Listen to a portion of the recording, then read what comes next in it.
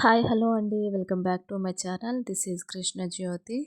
ఈరోజు వీడియో వచ్చేసరికి ఇంట్లోనే నెయ్యి ప్రిపేర్ చేయడం చూద్దాం. మేము రోజు వచ్చేసరికి 1 లీటర్ పాలు అయితే పోయించుకుంటాము.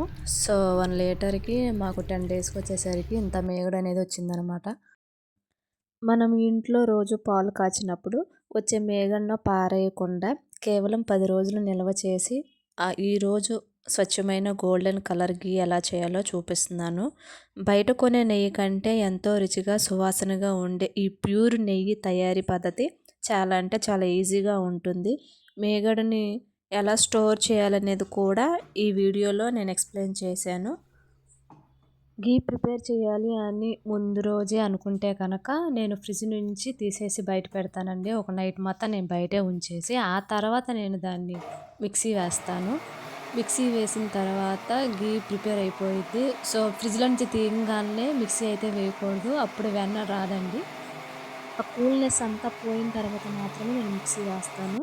మిక్సీ వేసిన తర్వాత దాన్ని సపరేట్ చేయాలి. సపరేట్ చేయడం అంటే కూల్ వాటర్ యాడ్ చేస్తాను. కూల్ వాటర్ యాడ్ చేసిన దాన్ని బట్టి వెంటనే ఆ వెన్న అనేది వెన్న మొత్తం దగ్గర పడిపోయి రౌండ్గా అంటే గట్టిగా అయిపోతుంది అన్నమాట. మనం బాల్స్ చేయడానికి ఈజీగా ఉంటుంది.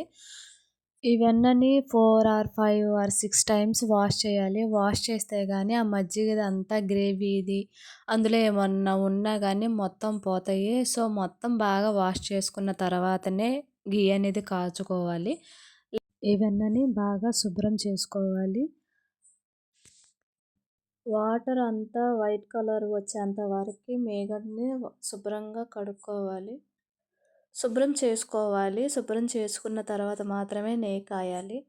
సో వాటర్ వైట్ కలర్లో అంటే మామూలుగా వాటర్ ఏ కలర్లో అయితే ఉంటాయో ఆ కలర్లో వచ్చినంత వరకు శుభ్రం చేసుకోవాలన్నమాట. సో చూడండి, వైట్ కలర్లోనే ఉండయి, వాటి కలర్ ఏం చేంజ్ అవ్వలేదు. ఇప్పుడు కాసుకోవచ్చు అన్నమాట గీని. నేను శుభ్రం చేస్తే అంత వచ్చింది. 10 డేస్కి వెన్న వచ్చిందన్నమాట. ఇప్పుడు గ్యాస్ ఆన్ చేసుకుని గ్యాస్ మీద పెట్టుకుందాము. ముందు హై ఫ్లేమ్లోనే పెడతానండి, తర్వాత చిన్నగా లో ఫ్లేమ్లో పెడతాను. పద్దాగా తిప్పుకుంటూ ఉండాలండి, లేకపోతే అడుగు అంటుతుంది. నేను ఫ్లేవర్ కోసం మెంతులు యూస్ చేస్తాను. మీరు దాని బదులు మీరు ఏం యూస్ చేస్తారనేది కామెంట్ బాక్స్లో కామెంట్ చేయండి. గీ అనేది ప్రిపేర్ అయిపోయింది. ఎప్పుడు వచ్చే దాని మీద చాలా ఎక్కువగా వచ్చిందని నాకు అనిపించింది. మాకెప్పుడు నేను స్టోర్ చేసేది స్టీల్ దానిలో స్టోర్ చేస్తాను. కాకపోతే ఇప్పుడు గాజుది ఉంది కాబట్టి నేను గాజు బౌల్లో స్టోర్ చేస్తున్నాను. చాలా అంటే చాలా ఎక్కువ వచ్చింది గీ అనేది. మీకు కూడా స్మెల్ అనేది భలే ఉంది, అసలు భలే ఉంది అన్నమాట. బాగా ఫ్లేవర్గా అసలు మంచిగా ఉంది. ఇప్పుడే తినేయాలనిపిస్తుంది. నేను ఎక్కువగా స్వీట్లు కూడా చేయనండి ఇంట్లో, మా పిల్లలకి జలుబు చేస్తుందని. సో ఎక్కువ నేను గీ అనేది బిర్యానీల్లో యూస్ చేస్తాను.